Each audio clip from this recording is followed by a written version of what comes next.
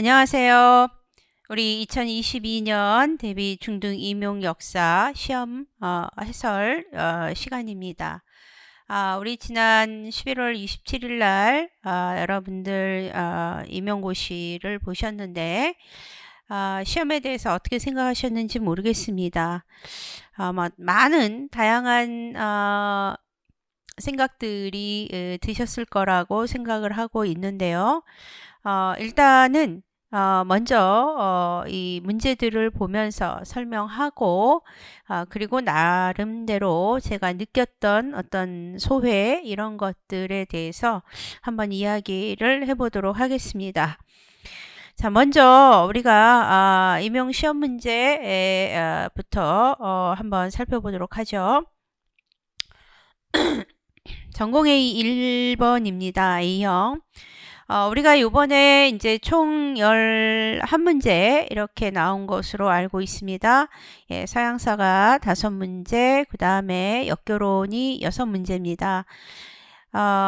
이 역교론 같은 경우에는 조금 다양한 답이 나올 수 있는 그런 여지를 좀 준 문제들이 좀 있었고요. 반면에 서양사는 무난했다 이렇게 생각합니다. 저는 개인적으로 시험이 어려울 거라고 생각을 했는데 생각보다 어렵지 않게 나왔어요. 출제가. 한번 보죠. 1번. 다음은 어디 중학교 역사교사 학습 공동체 자료이다. 괄호 안에 기억과 니은에 들어갈 용어를 순서대로 쓰시오 해가지고 이제 문제가 나와 있습니다. 자, 그 다음에 그랬을 때 이 문제에 보면 학습 주제 해서 이제 나와 있고요. 윗부분에 콜링우드 이야기가 나왔죠. 콜링우드의 재현이라는 측면을 앞에다가 이제 설명을 했고, 그 다음에 이제 두 번째 문단에서는 이 재현은 딜타이가 말한 무엇과 같은 것으로 볼 수 있다 이렇게 얘기했어요. 딜타이의 무엇은 다른 사람의 체험을 상상적으로 다시 체험하거나 재구성하는 것이다. 딜타이는 역사 이해의 과정이 체험 뭐뭐 이해의 순환적인 구조를 갖는다고 하였다. 이러면서 이제 나왔는데요. 우리가 이제 딜타이 하면 기본적으로 딜타이에 대해서 딱 느끼는 것은 바로 뭐냐? 추체험이죠. 추체험. 예, 추체험. 그리고 이 추체험을 하는 이 단계, 역사 이해 과정에서 이 추체험을 할 수 있는 그 단계로 이제 이 그 단계가 형성될 때 체험을 하고 그 다음에 표현을 하고 이해 순서를 겪는다. 이렇게 이야기를 했습니다. 그랬을 때 기본적으로 체험의 단계와 표현의 단계와 이해의 단계를 거칠 때 이 딜타이가 말하는 이해가 곧 추체험과 같은 것이다 라는 어떤 의미로 우리가 설명을 했고, 예, 그랬을 때 이 추체험 우리가 이게 이제 시험에 나온 거죠. 그랬을 때 기억은 추체험입니다. 기본적으로 기억은 추체험이죠. 그 다음에 이 딜타이의 이론에 기반한 역사교사들의 공동 수업 계획이 이제 밑에 설명이 되어 있습니다. 수업 주제가 항일의병의 삶이고요. 체험.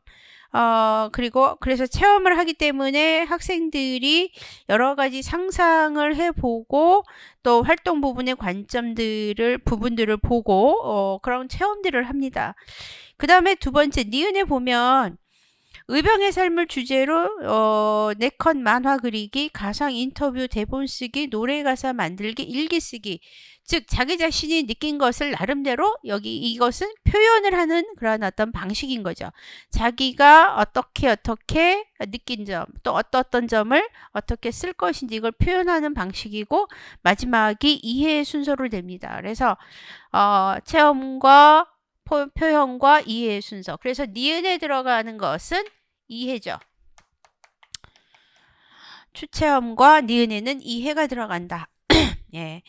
보통 우리가 A형 문제 이렇게 1번 맨 처음에 나올 때는 대부분은 공통적인 용어를 쓰게끔 나왔었는데 이렇게 따로따로 나온 경우가 거의 없는 것 같습니다. 제 기억에는 예, 제가 뭐 임용계에서 한지는 얼마 되지 않았지만은 그랬을 때 저희는 이제 모의고사에서 이렇게 공동적인 것을 쓰기도 했지만 2점짜리라도 별개의 것들을 이렇게 각각 쓸 수 있게끔 문제를 좀 여러 번 많이 내는 편이었는데 요번에는 조금 그런 형식으로 나왔어요. 그래서 기억은 주체험, 니은은 이해.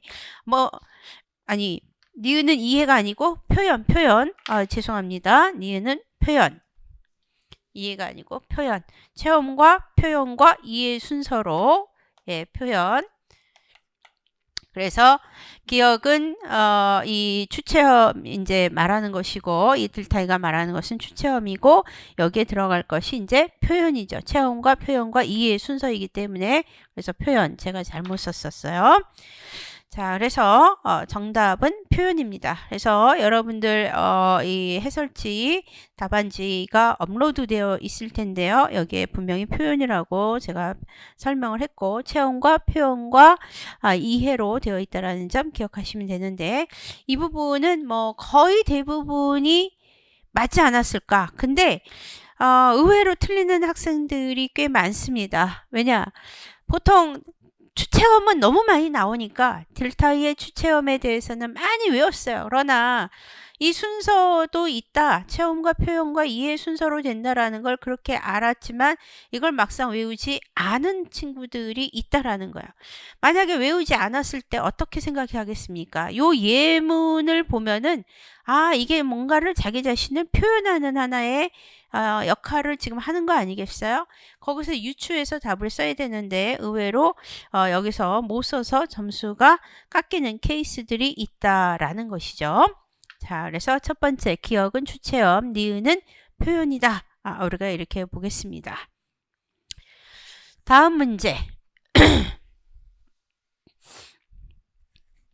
다음 문제 보시면 이게 우선은 그냥 이렇게 했고요. 여러분들이 정의된 페이퍼를 보시면서 같이 강의를 들으시면 좋겠습니다. 5번 김 교사가 진행한 토론 수업에 관한 자료이다. 자료를 읽고 작성 방법에 따라 서술하시오에서 4점입니다. 보통은 역교론 문제 풀고 나면 바로 역교론 문제보다는 서양사 문제를 풀게 되는데 서양사 문제가 이번에 바로 나오지 않았죠. 예. 자, 봅시다. 김 교사의 고등학교 한국사 토론 수업 논제가 나왔습니다. 토론을 하기 위한 수업입니다. 그랬을 때 기억에 토론 논제 해가지고 1차 시, 2차 시, 3차 때 어떤 토론을 할 것인가에 대한 주제들이 나왔어요. 갑신정변, 광무개혁, 그리고 물산장려 운동에 대해서 이제 토론을 하는 거로 이제 예시가 나와 있고요. 그 다음에 나의 3차 토론의 학생 배움 활동지에서는 물산장려 운동의 내용 파악하기 이야기가 이제 나오고 자료로 물산장려회 취지서가 나와 있습니다. 그 다음에 이제 다에는 이렇게 이제 나와 있는데 자 먼저 우리가 나에 이렇게 나와 있고요. 이제 다에는 뭐가 있느냐? 다에는 토론 수업에 대한 김 교사하고 이제 이 교사가 이제 대화를 하고 있습니다. 예, 그랬을 때 이 토론 수업을 어떻게 하는지에 대한 이야기들이 쭉 나오고요. 마지막에 작성 방법이 나옵니다. 작성 방법을 보겠습니다. 작성 방법에 밑줄친 기억을 선정할 때 유의점을 2가지 서술할 것. 우리가 일반적으로 이 역교론 문제들은 요즘에 이제 지문들이 길어지면서 어쨌든 지문들을 조금 더 읽고 그리고 그것들을 좀 파악해야 되는데 요번 문제들은 제가 생각할 때는 지문을 그렇게 길게 많이 읽어볼 이유가 별로 생각보다 없었다. 이렇게 보입니다. 일반적으로 기억에 보면 토론 논제가 나왔기 때문에 토론 논제를 선정할 때 유의점을 2가지를 쓰기만 하면 되는 거죠. 예. 보통 때는 다른 문제들을 막 써야 되는데 그렇지 않아도 되는 거야. 자, 일단은 그러면 토론을 선정할 때 유의점이 뭡니까? 기본적으로 토론, 논제라는 것 자체가 서로 논쟁거리가 될 수 있는 것을 찾는 것이기 때문에 기본적으로 다양한 관점이나 다양한 어떤 해석을 가능하게 하는 그런 논제를 선정해야 합니다. 예, 왜냐하면 일단 토론 논제이기 때문에 그냥 이거 아니면 저거 이분법적으로 이렇게 답이 딱 나올 수 있는 거라면 그것은 토론이 사실 쉽지가 않습니다. 그런데 여러 가지 답이 나올 수 있고 여러 가지 해석이 나올 수 있는 그러한 어떤 주제라면 당연히 거기에는 많은 내용들이 오고 갈 수 있고 그렇기 때문에 토론이 이루어지죠. 따라서 첫 번째 답은 다양한 관점이나 다양한 해석이 가능한 한 논제가 될 만한 것을 선택하는 게 답이라고 생각을 합니다. 자, 그랬을 때 괄호에 써놓은 건 우리 한 학생이 답을 쓴 건데 저는 이 부분도 맞을 거라고 보고 있어요. 도덕적인 가치 판단이 생길 수 있는 논제는 지향한다. 예, 이 말은 곧 도덕적인 가치 판단이라는 것은 이분법적으로 바라보면서 이거 아니면 저거 답이 나올 수 있는 이런 것들은 최대한 피해야 되겠죠. 피하고 대신에 좀 더 다양한 분석과 해석이 될 수 있는 논제를 선택한다 이렇게 써야 되는데 이 친구는 이제 조금 더 뭐라고 해야 되나 이거는 피하고 이 방법을 써야 되는 피하고 이 방법을 선택한다라고 했을 때 피하는 것을 주로 쓰기는 했지만 그래도 일부분 점수를 주지 않을까라고 생각해요. 그래서 제가 보통 괄호 안에 이렇게 표시해 놓은 건 참고로 이러한 답도 가능할 수 있어 보인다라는 점을 저는 여러분들에게 이야기하고 싶습니다. 두 번째는 이게 이제 두 개를 쓰라고 했기 때문에 첫 번째는 이제 그 내용이고요. 두 번째는 아무래도 이제 토론을 하는데 이 토론이 조금 너무나도 먼 이야기라면 학생들과 즉 학습자들에게 있어서 너무 먼 이야기라면 쉽게 토론이라는 것이 이루어지기가 쉽지 않다라고 보는 거죠. 따라서 이 학습자의 입장도 고려를 해줘야 되는 거죠. 학습자의 수준이 어떤 수준인지. 한국사 지금 여기에 보면 갑신정변 광무개혁 물산장려 운동인데 이거에 대해서 별로 몰라. 모르는 학생들을 데려다 놓고 토론을 하기는 굉장히 어려워요. 따라서 학습자가 어느 정도 수준이냐, 또 어느 정도의 발달 단계에 있느냐, 그리고 어느 정도의 능력을 갖고 있고 또 그것이 학생들의 삶하고 또 어떻게 연관이 되느냐 이런 부분의 문제를 충분히 고려해야 된다. 즉 학생들의 입장을 좀 더 고려해야 된다라는 말이 들어가면 어느 정도 맞다라고 보여집니다. 또는 학생들이 명확하게 이해할 수 있도록 좀 더 논제를 좀 더 이렇게 쉽고 구체적인 것으로 찾아야 한다. 이렇게 써줘도 될 것 같습니다. 그 다음에 이제 니은, 밑줄친 니은이 문답식 수업의 질문 유형 중 어느 것에 해당하는지 써라 라고 했어요. 니은의 문답식에 보면 니은에 보면 니은에 뭐라고 되어 있냐면요.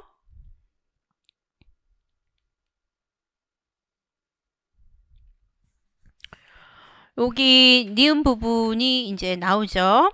여기 니은 부분이 이제 나오는데 니은 부분에 뭐라고 나오냐면 자료를 통해 알 수 있는 물산장려의 방법에는 어떤 것이 있을까요? 하면서 이제 물어봤어요. 이러한 이 내용을 봤을 때 문답식 수업의 질문 유형 중 어느 것에 해당하느냐?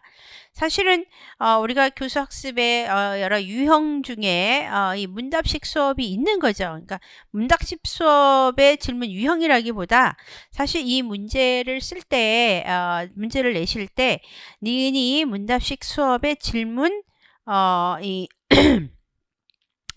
질문의 종류 중 어느 것에 해당하냐라고 이렇게 물어봤어야 되는데 뭐 비슷비슷하게 아마 생각을 하신 것 같습니다.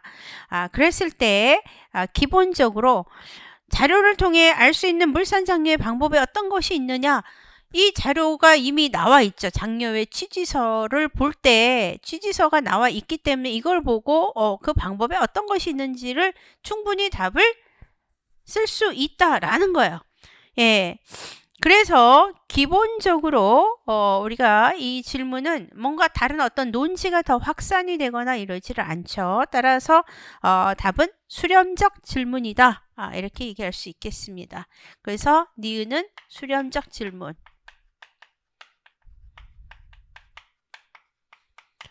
그래서 문답식 수업에 이 그 질문의 종류라고 해서 뭐 여러 이 그 내용들이 나오게 되는데 역사교육의 내용과 방법 이 책에 이렇게 나와 있습니다. 그 다음에 디귿을 한 가지 쓰시오라고 그랬어요. 디귿. 예. 디귿을 한 가지 쓰시오. 디귿은 뭐냐 하면 내용에서 뭐라고 되어 있냐면 1차 수업에서 학생이 정리한 글을 바탕으로 첫째, 학생들이 지지하는 입장의 팀에 들어가게 하고 하는 방법과 둘째는 지지하지 않는 입장의 팀에 들어가게 하는 방법 가운데 하나를 택합니다.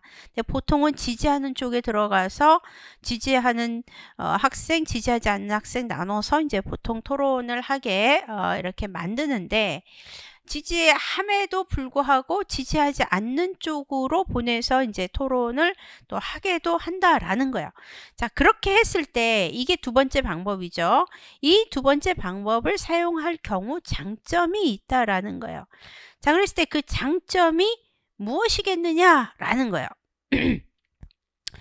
자, 맨 위에 뭐가 나오냐면 바스의 질문 유형을 활용해서 문답법으로 뭐 탐구한다 뭐 이런저런 얘기가 여기에 이제 나오지 않습니까?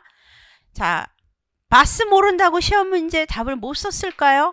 절대 그렇지 않다고 봅니다. 바스 이런 거 몰랐어도 유추해서 얼마든지 답을 쓸 수 있다고 생각을 합니다. 저는 이 문제가. 그래서 우리가 이 문제 질문이 막 여기에 이렇게 지문들이 잔뜩 나오고 앞에도 잔뜩 나왔지만 굳이 안 읽어봐도 문제를 풀 수 있었다. 저는 그렇게 생각을 해요.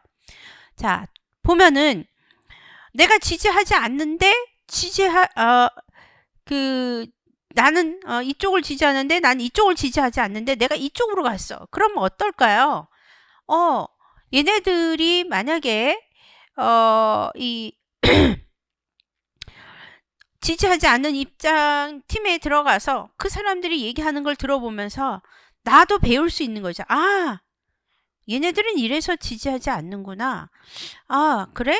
난 이 점에 대해서는 생각 못 했는데 이러이러하게 생각을 하네? 하면서 나도 모르게 더 이해가 될 수도 있고 물론 아닐 수도 있지만 그들의 입장을 좀 더 이해할 수 있는 기회를 가질 수 있다라는 것이죠. 그래서 얼마든지 이 답을 유추해서 답을 충분히 쓸 수 있었다. 이렇게 봅니다. 그래서 자신과 생각이 다른 사람들이 어떤 근거로 그런 주장을 했는지 생각해 볼 수 있는 기회를 가질 수 있다라는 거예요. 이거 우리가 여기에 제목이 토론 수업 논제지 않습니까? 맨 위에 토론 수업 논제라고 나왔는데 엄밀히 말하면 대립 논쟁식 수업에 대한 내용이 이 안에 담겨 있는 겁니다. 그랬을 때 그게 일반 토의로 가느냐 아니면은 이런 식으로 토의 논제식으로 가느냐 아니면은 뭐 또 다른 수업 형태로 가느냐 이렇게 나뉘는 것 뿐이죠. 따라서 기본적으로 자신의 생각과 다른 사람이 이 사람들이 어떤 근거로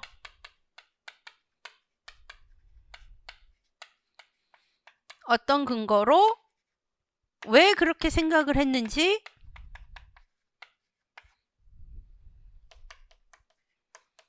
하는지 알 수 있는 기회를 가질 수 있다.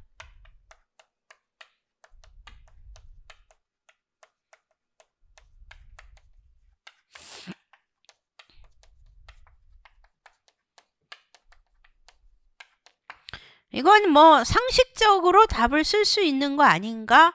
라는 생각이 저는 듭니다. 예. 그래서 역사교육의 내용과 방법, 이 책에 그대로 이 내용이 쓰여 있습니다. 자신의 생각과 다른 사람들이 어떤 근거로 왜 그렇게 생각하는지 알 수 있는 기회를 가질 수 있다. 예, 그 책에는 마스 뭐 이런 거 나오지 않았어요. 그렇지만 이게 마스든 뭐든 간에 기본적으로 우리가 지지하는 쪽에 내가 지지하는데 지지한 쪽에 들어가면 당연히 그 논리에 좀 더 천착을 할 수 있을 거고, 내가 지지하는데도 불구하고 지지하지 않는 쪽에 가면 왜 그 사람들이 그런 생각을 하는지 들어볼 수 있고 이해할 수 있는 또 다른 기회를 가질 수 있다라는 점은 우리가 아셔야 되겠고, 그런 것들은 충분히 이해할 수 있다. 그래서 만약에 시험을 봤는데 우리가 내년이라도 또 시험을 보는 경우가 생긴다면, 예, 마스 이런 거 나왔는데 이거 나왔다고 내가 몰랐다고 당황할 이유는 없다라는 거예요. 얼마든지 읽어보면 충분히 상식적으로 생각해서 답을 쓸 수도 있고, 이 문제는 결코 어려운 어떤 역사교육론에 나오는 중요한 어떤 용어를 활용해갖고 답을 써야 되는 그런 문제가 아니다. 저는 그렇게 생각을 합니다. 그래서 사실 요번에 문제 수준은 사실 그렇게 썩 높지는 않았다. 이렇게 저는 그렇게 평가를 하는 편입니다.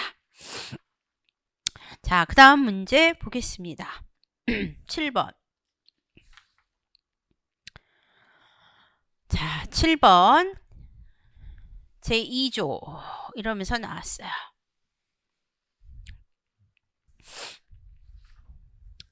제2조 모든 정치적 결사의 목적은 인간의 자연적이고 소멸될 수 없는 권리를 보존하는 것이다. 그 권리란 안전, 억압에 대한 저항이다. 여러분들 많이 보셨어요. 가에 보면 거기 끝에 나오잖아요. 인간과 시민의 권리 선언. 이건 뭡니까? 인권 선언문 아닙니까? 자, 인권 선언문에서 강조하는 게 분명히 있었습니다. 자유, 재산, 자유하고 재산 굉장히 강조하죠. 그리고 안전과 억압에 대한 저항,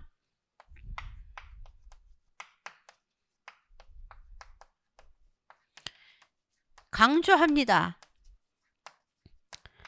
자, 많은 학생들이 맨 처음에 프랑스 혁명이 앞부분부터 나오니까 당황을 했답니다. 근데 이거 사실 뭐 프랑스 혁명이라고 얘기하기도 뭐하고, 프랑스 혁명 시기에 발표한 인권 선언문이고 혁명의 구체적 내용이 막 나온 것도 아닌데 굳이 당황할 이유는 없다고 봐요. 다만 프랑스 혁명의 인권 선언문에서 강조한 게 뭡니까? 자, 일단은 기본적으로 우리가 많은 학생들이 아마 인권 혹은 자연권 이런 거 썼을 거예요. 인권으로 쓰면은 이건 오늘날의 용어로 쓴 거니까 안 되겠죠. 자연권이 답이 될 수 있을까요? 위에 자연이 어쩌고 저쩌고 이러면서 답이 나왔고, 기본적으로 우리가 자연권적인 것을 분명히 표명한 것은 알고 있지만 각각의 조항에서는 그냥 막연히 자연권이라고 얘기한 게 아니라 그 자연권이라는 게 무엇인지를 각 조항별로 설명을 하는 거예요. 그랬을 때 가장 중요한 건 자유를 찾으려고 혁명을 일으켰다, 이렇게 생각을 많이 합니다. 프랑스 혁명에 대한 어떤 관점 속에서. 그 다음에 재산 굉장히 중요하죠. 인권선언문뿐만 아니라 프랑스 혁명의 전반적인 기조는 사유재산권을 절대 침해하지 않는다라는 거예요. 사유재산의 불가침성을 굉장히 강조하고 있는 게 기본적으로 프랑스 혁명의 인권선언문이고, 혁명에서 또 끊임없이 제시하는 거예요. 그거는 우리가 수업 시간에도 강조를 했고요. 스터디에서도 엄청나게 강조를 많이 한 겁니다. 예. 기본적으로 부르주아가 주도권을 갖고 있고 주도적으로 한 거기 때문에 보통 일반적으로 그렇게 평가를 하죠. 부르주아가 했고 산클로트 세력이 도와준 거죠. 이때 부르주아와 산클로트 분명히 다르다라는 거, 예, 이 부르주아를 시민계급으로 한다는 거 우리 공부하신 분들은 다 알고 있습니다. 그런데 그들이 가장 중요하게 생각하는 게 뭡니까? 재산이죠. 목숨처럼 중요하게 생각하지 않습니까? 따라서 이거를 두 개를 가지고 문제를 푸는 거였어요. 자, 그랬을 때 첫 번째 기억은 자유입니다. 니은은 재산이죠. 그래서 17조의 재산은 불가침의 신성한 권리이므로 합법적으로 규정된 공공의 필요성이 명백히 요구하는 경우와 정당한 사전 보상이 제시된 조건이 아니면 누구도 그 권리를 침해당할 수 없다. 이렇게 나왔어요. 예. 자, 그랬을 때 기억이 괄호 기억에 들어갈 말을 쓰시오 할 때 기억은 자유입니다. 제가 여기 따로 쓰지 않겠습니다. 여러분들의 페이퍼에 다 있어요. 그 다음에 니은에 보면 괄호 안은 니은의 공통으로 들어갈 권리가 1791년 헌법의 정치적 권리에 관한 조항에 반영된 내용을 서술할 것. 예, 이 인권선언문에 있는 내용이 결국 1791년 헌법을 만들었을 때 여기에 반영이 됩니다. 자, 당연히 들어갈 권리, 사유재산권을 말하는 거 아니겠습니까? 사유재산권을 가진 건데 이 사유재산권에 근거해서 1791년 헌법의 정치적 권리를 표명했습니다. 사유재산권과 관련된 게 뭐겠습니까? 이 재산권의 유무에 따라서 이것의 유와 유무에 따라서 결국은 뭐 했습니까? 유무에 따라서 참정권을 주냐 안 주냐 이걸 결정하지 않았습니까? 참정권이 있는 시민, 참정권이 없는 시민 이걸로 나누죠. 그래서 참정권이 있는 시민, 능동적 시민, 참정권이 없는 시민, 수동적 시민, 능동적 시민 혹은 적극적 시민 이렇게 부르고요. 그래서 사유재산권이 있느냐 없느냐를 구분했고 재산이 있는 유상계급 즉 그들에게는 일정한 그 세금을 낼 수 있는 권리를 갖고 낼 수 있는 그런 여유가 있는 사람들에게만 참정권을 줬어요. 반면에 수동적 시민에겐 참정권을 주지 않았죠. 쉽게 말하면 형식적으로는 프랑스 혁명 때 형식적으로는 모두 시민. 그러나 실질적인 내용 측면에서는 시민과 즉 참정권 시민, 참정권 없는 그냥 비정치적 시민 이렇게 나누었다 이렇게 보시면 되는 거예요. 모든 사람을 시민이라고 불렀어요. 혁명 이후. 그러나 실질적 내용은 나뉘어지죠. 그래서 답을 어떻게 써야 됩니까? 기본적으로 시민을 재산권의 유무에 따라 능동적 시민과 수동적 시민으로 구별을 했고 유산계급인 능동적 시민에게만 참정권을 부여했다라는 게 핵심 내용이죠. 예, 이거를 못 쓰시면 조금 곤란하다라고 생각을 합니다. 프랑스 혁명이 시험에 안 나온다라는 공식은 절대 없고 최근 들어서 계속 나오기 시작을 하죠. 앞으로도 더 나올 거라고 봐요. 예, 그래서 다만 이 프랑스 혁명에서 논란이 될 수 있는 것들은 아직 안 나와요. 왜냐하면 논란이 되는 건 아직은 해석이나 이런 것들이 다양할 수 있기 때문에. 그러나 명백히 딱 정해져서 확정된 것들 그런 내용들은 충분히 나올 수 있다라고 봐요. 그랬을 때 이러한 부분들이 분명히 이제 91년 헌법에 반영이 됐고 이때 참정권을 받지 못한 이 비정치적이라고 볼 수 있는 시민들이 결국은 나중에 19세기에 가서 시민권 달라 참정권 달라 이러면서 결국은 노동운동을 하는 거죠. 그래서 1848년 2월 혁명 때 결국은 투표권을 모든 남성에게 주게 되는 거예요. 예, 그게 역사적인 흐름이죠. 예, 따라서 여러분들 이 부분들 기본적으로 우리가 공부를 해서 다 알고 계실 거라 생각합니다. 그 다음에 이제 나의 문제인데요. 이 부분이 상당히 조금 애매모호한 부분이라고 보는데요. 나에 보면 비인체제에 반발한 독일 연방의 대학생들은 학생조합을 결성하여 루터가 신약 성서를 독일어로 번역한 장소인 마르트부르크 성에서 1817년 10월 집회를 열고 보수주의 계열의 서적과 프로이센 병사의 군복, 나폴레옹 법전 등을 불살랐다. 한편 1819년 한 대학생이 러시아 황제의 첩자로 지목되던 어느 작가를 이 살해한 사건을 계기로 메테르니히는 독일 연방의 카를스바드 법령을 시행했다라는 것이죠. 예, 그러면서 다에는 이제 그러한 내용들이 여기에 나와 있습니다. 내가 볼 때는요, 굳이 이 다에 이 다를 굳이 써야 할 이유가 있었을까 싶습니다. 다에 이게 이제 카를스바드 법령의 내용이 이제 되는 건데, 들어가는 건데, 자, 먼저, 마지막 문제가 디귿의 계기가 된 사건, 즉, 집회를 열었는데, 이 집회를, 집회를 하게 된 계기가 된 사건을 한 가지 서술하고, 괄호 안에 리을에 공통으로 들어갈 말. 그랬을 때 리을은 당연히 우리가 이제 카를스바드 이 법령은 알아요. 카를스바드 혹은 카를스바트 이렇게 쓰거든요. 예. 자, 그랬을 때 기본적으로 이 비인체제 문제가 제가 분명히 나올 거다 이렇게 얘기했어요. 비인체제와 관련된 거 아주 수업 시간에 많이 강조했고 총정리에서도 많이 강조를 했어요. 자, 그랬을 때 기본적으로 우리가 이제 리을의 답은 쉬워서 금방 카를스바드 이걸 딱 쓸 수 있어요.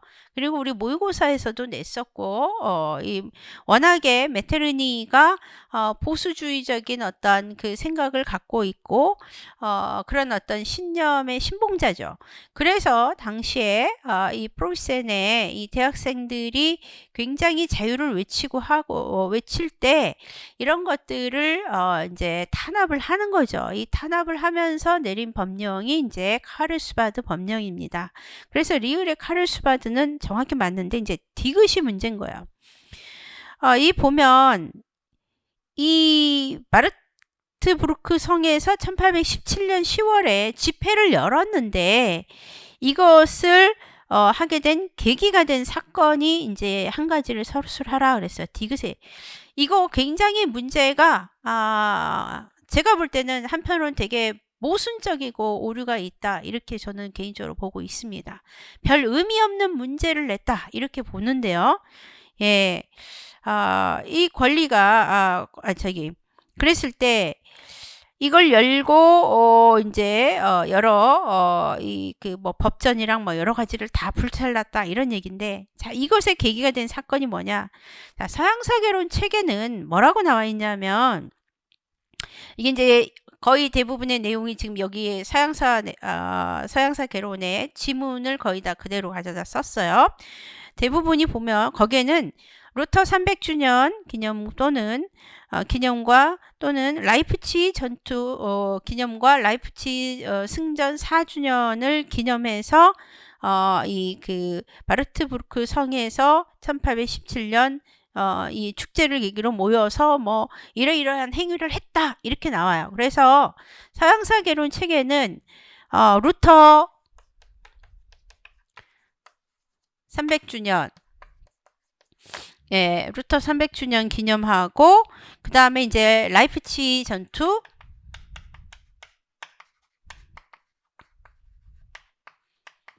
전투에서 이제 프로이센이 승리를 했죠. 이때 이 전투 승전 4주년 이걸 계기로 뭐를 했냐면 이제 축제를 했습니다. 이 축제를 열게 됐고 그래서 축제를 열고 축제 속에 온 사람들이 집회를 하면서 보수주의 뭐 여러 가지 행동을 했다라는 건데, 어떤 선생님은 이게 답이다 이렇게 보셔요. 어떤 선생님은 라이프치히 전승 이게 답이다 라고 보시고, 또 어떤 선생님은 이게 답이다 이렇게 봅니다. 예. 서양사기론에는 요 두 개가 다 나와 있는데, 요 지문에는 루터가 이거 나오잖아요. 루터가 뭐 이러면서 이제 이렇게 했다. 예. 그랬을 때 기본적으로 루터는 어쨌든 암시에서 나왔으니까 이거보다는 얘가 답이지 않겠냐 이렇게 보시는 선생님이 있고, 또 어떤 선생님은 얘를 떠나서 일단 루터라는 힌트가 있으니까 이거지 않겠냐 이렇게 보신 선생님도 있어요. 뭐 아주 그냥 직관적인 측면에서 본다면 루터 300주년이나 라이프치히 전승 4주년 이렇게 볼 수도 있는데, 저는 조금 달리 봤습니다. 저는 프루시안 샤프트 운동이 저는 더 정답에 가깝다라고 개인적으로 서양사 전공자로서 저의 감각적 측면에서 본다면 저는 프루시안 샤프트 운동을 근본적으로 얘기하려고 한 게 아닌가. 내가 볼 때 이 선생님, 이 출제자이신 분이 표현의 문제가 조금 더 이제 그분이 내신 의미는 프루시안 샤프트 운동을 생각하면서 아마 그 문제를 좀 정교하게 내지를 못한 게 아닌가 싶어요. 루터만 여기 나왔으니까 라이프치히가 빠졌으니까 이게 답이 될 수도 있겠죠. 예, 직접적으로는 어쨌든 이게 답이 될 수도 있고, 어떻게 보면 루터가 답이 될 수도 있는데, 왜 저는 프루시안 샤프트 운동을 얘기하냐 하면, 이 바르트브루크 성에서 10월 집회를 연 게, 사실은 집회를 이걸 기념해서 집회를 연 게 아닌 거예요. 제가 볼 때는 그래요. 제가 찾아봤어요. 많이 찾아봤는데, 이거와 이거를 기념해서 그때 축제가 있었고, 전반적으로 축제가 있었고, 이 축제가 이제 이 바르트브루크 성에서 축제가 벌어지는데, 이 축제에 바로 누가 가느냐? 프루시안 샤프트 운동의 조직원들이 다 가는 거예요. 이 운동의 조직원들이 다 가서 이곳에 모여서 결국은 이 조직을 만든 거죠. 프루시안 샤프트 운동의 총 조직 단체를 결성했습니다. 예, 그래서 제가 여기에다가 아마 이 서양사기론 435쪽하고 그리고 그 다음에 위키백과라든가 또 다른 여러 가지 자료들을 제가 봤을 때 이곳에서 프루시안 샤프트 운동의 그 구성원들이 모여서 전 독일 프루시안 샤프트 운동 단체를 확실하게 결성을 한 게 이날이에요. 그래서 저는 아마 이것 때문에 이걸 빌미 삼아서 간 거지, 결코 이것 때문에 하다가 우연히 으쌰으쌰 해갖고 뭐 집회해가지고 뭐 불살났다 이거 아니라고 저는 개인적으로 생각합니다. 예, 저는 개인적으로 그렇게 생각해요. 그래서 이 맨 위에도 비인체제의 나에 본 맨 비인체제에 반발한 독일 연방의 대학생들의 학생조합을 결성하여, 이게 프루시안 샤프트 운동의 시작인데, 초기에는 이 프루시안 샤프트 운동이 시작이 돼도 초기에는 각각의 지방의 조그마한 조직들로 결성이 되어 있었다라는 거예요. 그런 상태에서 이 축제가 열리고, 그런 축제가 열릴 때 여기에 다 같이 모여서 이 프루시안 샤프트 운동의 총 조직을 만들기 때문에 축제를 즐기러 간 게 아니고 사실은 이거를 하려고 여기를 간 거죠. 이걸 빌미 삼아서. 그래서 저는 근본적으로 이거를 아마 출제자는 더 생각하지 않았겠느냐. 그리고 실제적으로 이게 무슨 의미가 있냐라는 거예요. 무슨 루터 300주년 이때 자유를 외치는데 무슨 이게 왜 중요해요? 이게 더 중요한 측면이 학생들이 나름대로 당시의 체제에 대해서 반발을 하는 거거든요. 개혁적인 것을 외치고 따라서 이게 더 큰 의미가 있는 거기 때문에 의미 있는 문제를 아마 이분이 내려고 하셨다면 브루션 샤프트 운동까지 맞다라고 하실 거고 단순하게 그냥 뭐 요거에 의해서 이야기하려고 했다면 요 두 개가 맞겠죠. 예, 저는 그렇게 봅니다. 그래서 문제를 조금 더 출제하시는 분이 정교하게 내셨어야 되지 않느냐. 저는 과감히 그렇게 이야기를 하고요. 예, 출제하러 들어가셔서 좀 더 깊이 있게 문제를 더 내주셨으면 하는 바람을 한편으로는 이야기해 봅니다. 예, 이거는 그리고 문제를 낸다면 우리가 단순하게 요거는 요거 저거는 저거 해서 이렇게 직관적으로 나오는 답의 문제가 아니라 적어도 교사 생활을 하고 그 수많은 후보생들 중에서 몇 사람의 일부 사람을 선정하는 중요한 시험이라면 좀 더 의미 있고 구체적으로 문제를 내는 게 맞지. 이렇게 아주 만약에 이게 답이라면 이런 단타적인 이런 문제 임용에 절대 맞지 않다. 저는 개인적으로 그렇게 생각을 해요. 예, 그래서 저는 이 문제를 보면서 나는 어저께 밤까지도 되게 고민을 많이 했어요.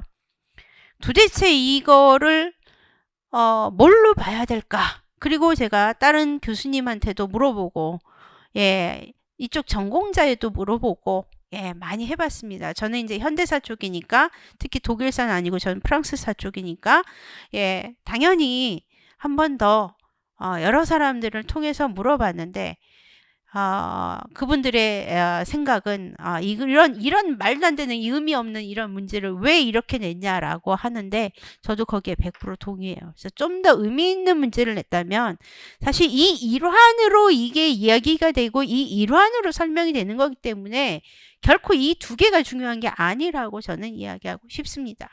물론 라이프치히 전투 나폴레옹한테는 아주 패배의 요인을 가져다 주는 거죠. 중요할 수 있겠죠. 독일의 입장에서 프로이센 입장에서 루터 중요할 수는 있으나 근본적으로 이 시기는 얘네가 중요한 게 아니라 학생들의 어떻게 무엇을 외쳐서 메테르니가 어떻게 했느냐가 주요 내용이기 때문에 저는 사실은 브루션 샤프트 운동이 더 맞다라고 보고 싶어요. 저는 그렇게 보고 싶어요. 그래서 답을 제가 3개를 써놓은 겁니다. 예, 루터 300주년 기념, 라이프치히 전투 승전 4주년, 브루션 샤프트 운동 집결. 예, 라이프치히 전투 4주년 우리가 이런 것까지 외워야 되느냐? 라고 말한다면 정말 이렇게 시험 문제를 이렇게 내면 그건 너무 아니죠. 그건 정말 아니라고 봐요. 그래서 굉장히 한편으로는 이건 뭐지? 너무 한편으로는 실망스럽고 당황스럽고 또 동시에 한편으로 되게 화나는 그런 문제다. 저는 개인적으로 그렇게 얘기하고 싶습니다.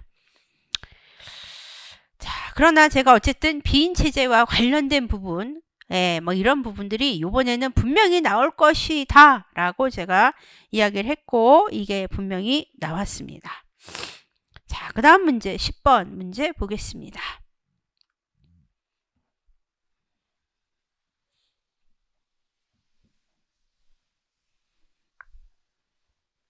어떤 선생님은 그렇게 얘기하시더라고요.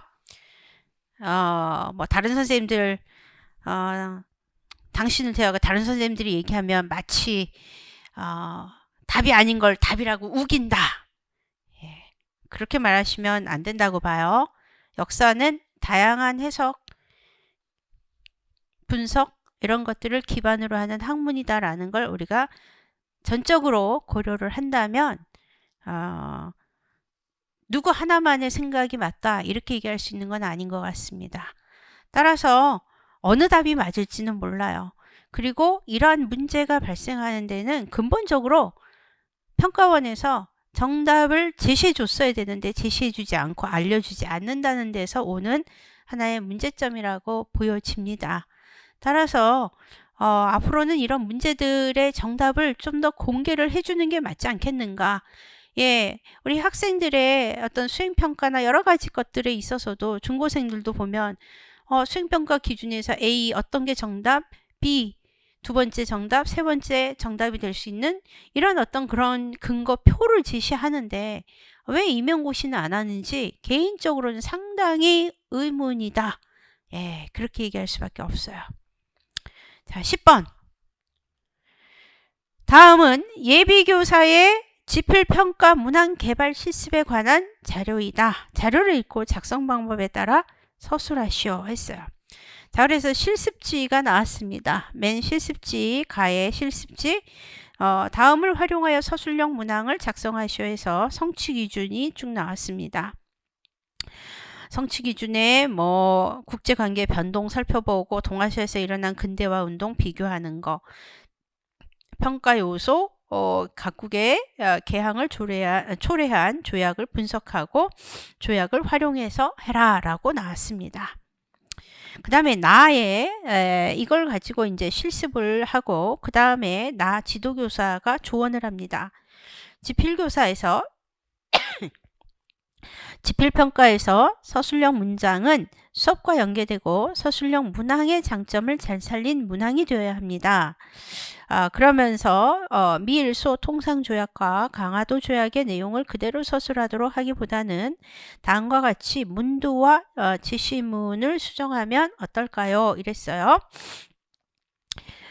그러면서 이제 A의 내용이 나왔습니다. 문두에 뭐라고 나왔냐면 다음 자료를 읽고 공통적으로 들어있는 불평등한 요소를 찾아 쓰시오. 그리고 지시문이 밀소 통상조약과 강화도 조약의 내용이 나와 있습니다.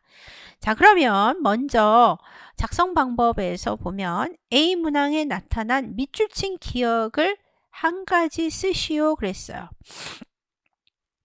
A 문항에 나오는 이 A 문항에 지금 요 문항이 지금 이제 나와 있는데 이 문항에 나와 있는 것을 나타난 밑줄 친 기억 이 문항의 내용을 보고 이 기억 서술형 문항의 장점 서술형 문항의 장점을 좀 더 쓰시오. 서술 한 가지 서술하시오 그랬어요. 자, 나름대로 이 문두에서 뭐라고 그랬냐면 공통적으로 들어있는 불평등한 요소를 찾아 쓰라 라고 했고 이 두 가지를 줬단 말이에요. 그러면 이 두 가지를 보면서 어느 게 공통적인지 어느 게 차이가 있는지 이런 것들을 파악해야 되지 않겠습니까? 그걸 파악해서 나름대로 서술형 문항의 장점을 살려서 글을 써줘야 되겠죠. 예, 그렇다면 기억의 서술형 문항의 장점은 뭘까? 이렇게 나오는 제시문을 통해서 볼 때 자료를 분석할 줄 아는 능력이 있어야 되는 거죠. 이게 공통점이구나. 이게 차이점이구나. 이거는 좀 어떤 점이구나. 이렇게 분석을 할 수 있어야 되고 그런 분석 능력을 키우기 위해서 그런 것들을 보고 키우기 위해서 서술형 문항을 작성하라 라는 것이죠. 그래서 기본적으로 이 문항의 장점, 기억에 나타나는 이 밑줄 친 기억을 서술형 문항의 장점을 쓴다면 자료 분석 능력 그리고 자료 분석 능력과 함께 이게 공통점이고 이게 차이점이고 그래서 어떠하다라는 역사적 사고력 더 나아가서 역사적 사고력을 더 잘 측정할 수 있는 것이 서술형 문항의 장점입니다. 일반적으로 서술형 문항을 하는 이유는 선다형에 비해서 역사적 사고력을 그래도 조금이라도 더 판단할 수 있다라고 측정할 수 있다라고 보기 때문에 서술형 문항을 쓰는 겁니다. 따라서 서술형 문항을 장점을 살리는 거니까 역사적 사고력도 증진시켜야 되지만 그럼에도 불구하고 또 한편으로는 뭘 해야 되냐? 나름대로 자료를 잘 분석하고 있는지 이거를 또 알아야 되겠죠. 예, 그래서 기본적으로 자료 분석 능력과 더 나아가 역사적 사고를 더 잘 측정할 수 있다 라는 거죠. 또 어떤 사람들은 역사적 사실을 선택하고 조직하고 예시하는 기능. 왜냐하면 이 내용에서 이러이러한 역사적 사실을 어쨌든 선택하고 그것을 분석하고 예시하고 또 비판적 판단, 사려 깊은 해석을 발휘할 수 있도록 하는 그러한 어떤 측면을 보여주는 게 서술형 그 문항의 일반적인 장점입니다. 예, 따라서 여기서는 기본적으로 일단은 자료를 분석하는 능력과 역사적 사고를 더 잘 측정할 수 있는 것을 주로 쓰시면 될 것 같습니다. 왜냐하면 이제 여기서는 강화도 조약의 내용이라든가 밀소 통상 조약이라는 어떤 제시문을 주고 그거에 근거해서 서술형 문항 장점을 쓰는 거기 때문에 이 부분이 들어가야 되겠죠. 그래서 우리 학생 중에 한 명은 서로 다른 사료 속에 공통점을 찾는 과정에서 종합적이고 분석적인 고차적 사고 능력을 평가할 수 있다. 이렇게 썼는데요. 저는 굉장히 이 답을 잘 썼다. 이렇게 생각을 합니다. 어쨌든 공통점을 이 들어있는 불평등한 요소를 찾아 쓰라고 했으니까 공통점을 찾는 가운데 분석하고 종합하고 그로 인해서 역사적 사고력을 키울 수 있다는 내용이 다 들어가 있죠. 여기에. 그래서 여기에는 기본적으로 자료 분석 능력, 역사적 사고력 뭐 이런 용어들이 좀 더 들어가면 더 높은 점수를 받을 수 있을 거다. 이렇게 보입니다. 그 다음 문제 보면 그 다음 문제에서는 선다형 문항 실습을 위한 지도교사의 안내가 나와 있습니다. 그래서 실습 과제는 선다형 문항을 제작해 보는 것입니다. 예를 들어 성취 기준에서 공명첩 발행의 목적을 알아보기로 평가 요소를 한다면 문항의 문두와 제시문은 다음과 같이 할 수 있다라고 했을 때 이 문두에서는 다음 문서를 발행한 목적으로 가장 적절한 것은 이렇게 썼단 말이에요. 그러나 요 그림이 이제 나와 있는 제시문에 나왔는데 그냥 밑에는 공명첩 이러고만 나왔어요. 공명첩 이렇게만 나왔어. 그랬을 때 이게 그냥 공명첩이라고 나왔으니까 사람들이 공명첩인 줄 아는 거지. 만약에 이 공명첩이라고 만약에 여기에 표현조차 안 했다면 이게 뭔지 모를 수도 있어요. 그런데 옆에 그림에 보시면 B에 보면 이 기본적으로 이름 쓰는 곳도 나와 있고요. 이게 명예직이다라는 거 이런 것도 알써서 이걸 딱 보면 이게 공명첩이구나 라고 알 수 있게 했습니다. 자, 그러면서 리을에 뭐라고 얘기했냐면 제시문을 구성할 때에는 A보다 B 방식이 적절하다. 얘보다는 얘가 더 적절하다. 왜 그러냐? 이거는 역사적 사고력을 알 수 있는 문제가 아니에요. 그냥 말 그대로 공명첩 써 있으니까 공명첩인가 보다 하는 거지. 그냥 누가 봐도 그냥 그런가 보다 생각 자체를 요구하지 않아요. 그러나 얘를 보면 이 이름을 여기다 이렇게 써놓고 이렇게 명예직을 써서 여기다가 그냥 누구누구 이름을 써가지고 그냥 막 이렇게 발행을 하고 그랬었나 보다. 그 당시 사회가 이러이러한 부분이 문제가 있었구나 판단하게 만든다는 거죠. 역사적 사고력을 키우는 행위죠. 따라서 이 B의 제시문이 더 맞죠. 당연히. 자, 그랬을 때 질문이 나온 거예요. 질문에 뭐라고 나와 있냐? 자, 지도교사가 일단은 리을 먼저 볼게요. 밑줄치 리을과 같이 설명한 이유를 선다형 문항의 제작 원리에 근거해서 한 가지를 서술해라. 왜 제시문을 구성할 때 A보다 B 방식이 더 적절한지를 선다형 문항의 제작 원리에 근거해서 써라 라고 했어요. 선다형은 골라야 되지 않겠습니까? 답을 고르는데 어떻게 골라야 되겠어요? 좀 더 선다형 문항에서 이 재료 제시한 그래서 제가 어떻게 썼냐? A보다 B 같은 제시문을 사용할 때 제시한 자료의 내용을 분석하고 문항을 보다 쉽게 이해할 수 있게 하고 역사적 사고력을 키울 수도 있다. 즉 역사적 사고력을 키우고 선다형 문항이라고 해서 역사적 사고력이 무시되는 것은 아닙니다.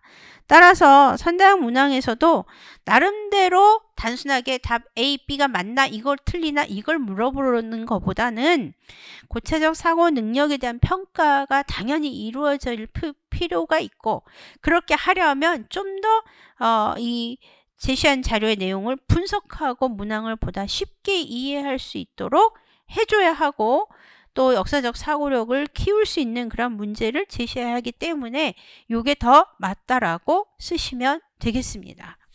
따라서 이 기본적으로 역사적 사고력 이런 부분을 좀 강조하시고, 또 그 다음에 추론 능력, 분석 능력, 자료의 내용을 보는 분석 능력 이런 것들을 통해서 역사적 사고력을 더 키울 수 있기 때문에 그런 것들을 반영해서 문제를 제시해야 된다.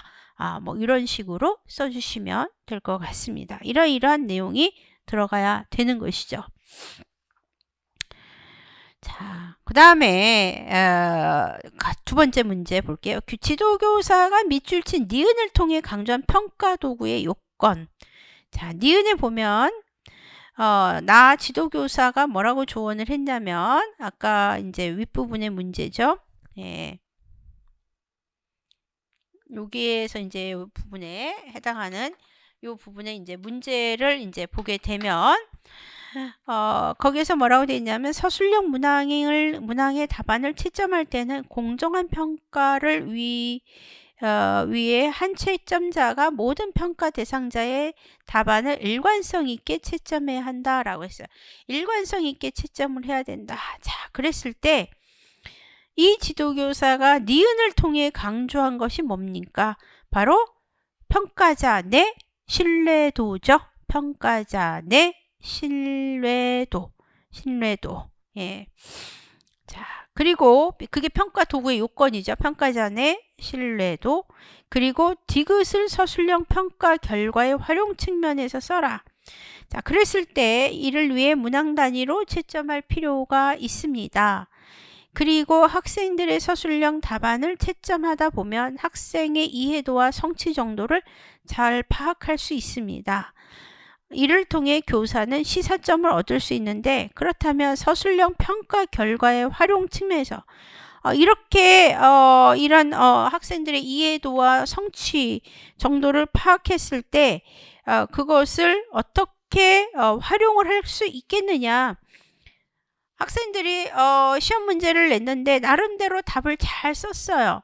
어느 정도 평가도 잘 했고, 평가를 보니까 잘 했고 답도 잘 썼고, 그럼 얘네들이 이런 부분은 어느 정도 이해를 했겠구나 라고 판단할 수 있어요. 그러나 어떤 문제에 가서는 학생들이 의외로 많이 틀리고 많이 또 했어요.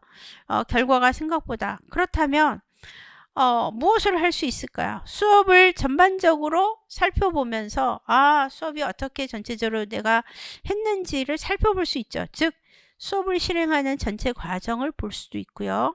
동시에 수업에서 내가 이런 부분 조금 더 신경 써서 했는데 이 부분이 좀 아니었겠구나 라고 생각하는 부분이 나타날 수 있다라는 거죠. 따라서 수업 개선을 위한 피드백으로 활용할 수 있습니다. 그랬을 때 우리 학생 중에 한 명이 뭐라고 썼냐면, 학생들이 무엇을 아는지 모르는지 알 수가 있고, 그래서 교수학습 전략에 수정을 가할 수 있다. 그리고 그렇게 했을 때 보충 학습 자료 제작에 도움을 더 줄 수도 있고, 또한 더 나아가 자기 반성을 할 수도 있는 거죠. 이런 답 나름대로 잘 썼고 좋은 평가를 받을 수 있을 거라고 저는 생각을 합니다. 그래서 요번에 역교론의 문제들은 딱 요것만 돼 라는 건 아닌 것 같아요. 제가 볼 때 분명히 여러 가지 답안이 제시되고 여러 가지 답안을 쓸 때, 다만 우리 역사적인 역사교육론에서 주로 사용하는 나름대로의 그 용어들을 좀 더 정확하게 좀 더 가져다가 쓰려고 애를 썼느냐, 여기에 점수가 좀 더 가해진다 이렇게 보여집니다.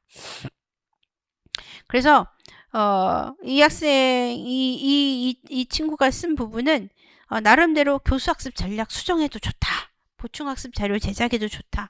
그냥 일반적인 용어를 썼다고 보여지지는 않죠. 그러니까 좋은 점수를 저는 받을 수 있을 거라 이렇게 생각을 하고 있습니다. 그래서 요 문제는 20번의 문제는 어렵지는 않으나 다만 여러 가지 답이 나올 수 있는 문제다. 그 답을 쓸 때 이왕이면 우리가 역사교육론에서 주로 많이 쓰는 용어, 교수학습 전략, 역사적 사고력, 또 뭐 자료 분석 능력, 뭐 또 뭐 자료를 이해하는 능력, 뭐 우리가 그런 어떤 일반적인 그런 많이 쓰는 표현들 이런 것을 좀 더 잘 쓴 학생이 가져다 쓴 학생이 이 그 수험생 분들이 더 시험을 더 잘 볼 수 있지 않았을까, 더 좋은 평가를 받지 않았을까 그렇게 생각을 해 봅니다.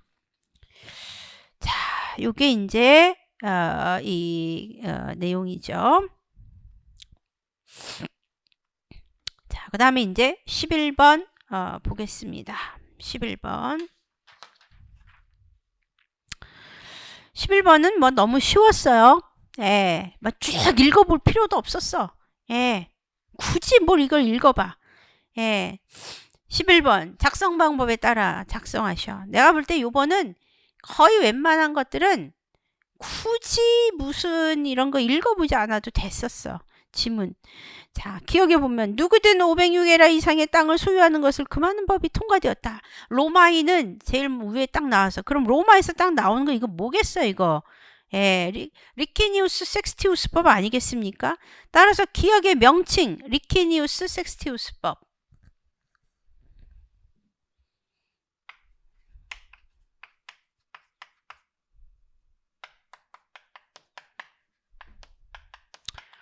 자, 명백하게 이야기하지만요. 우리 정식 명칭 리키니우스 섹스티우스법입니다. 따라서 리키니우스법만 쓰면 어떤 선생님은 맞았다고 이렇게 얘기하시는데 저는 감점 요인이다 이렇게 봅니다. 예, 제가 수업 시간에 분명히 경고를 많이 했어요. 분명히 우리가 명칭으로 공식적으로 쓰는 용어는 그대로 써주십시오 라고 얘기했어요.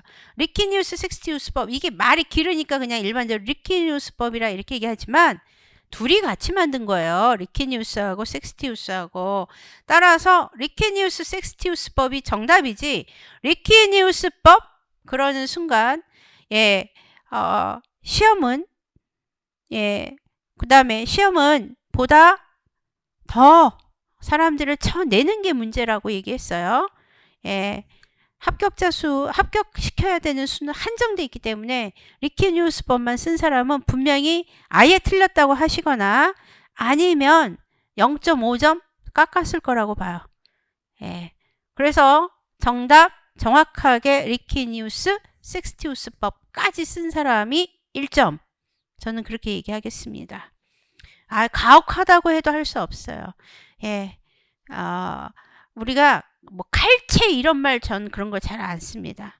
그러나 말 그대로 우리가 많은 사람을 합격시킬 수 있다면 리키니우스법만 쓴 사람도 모르지는 않았으니까 이 사람이 이건 몰라서 못 쓴 건 아닌 것 같으니까 맞게 해주고 싶죠. 그러나 한정돼 있잖아요. 몇 명 안 뽑아야 되는데. 자, 리키니우스법이라고 쓴 사람이 너무 많아. 근데 리키니우스법이라고 쓴 사람이 이만큼 많지만 리키니우스 섹스티우스라고 쓴 사람이 이만큼 있다면 이만큼을 당연히 1점 주지. 이 사람들까지 1점 주겠어요? 자, 우리 상식적으로 생각해 봅시다. 예.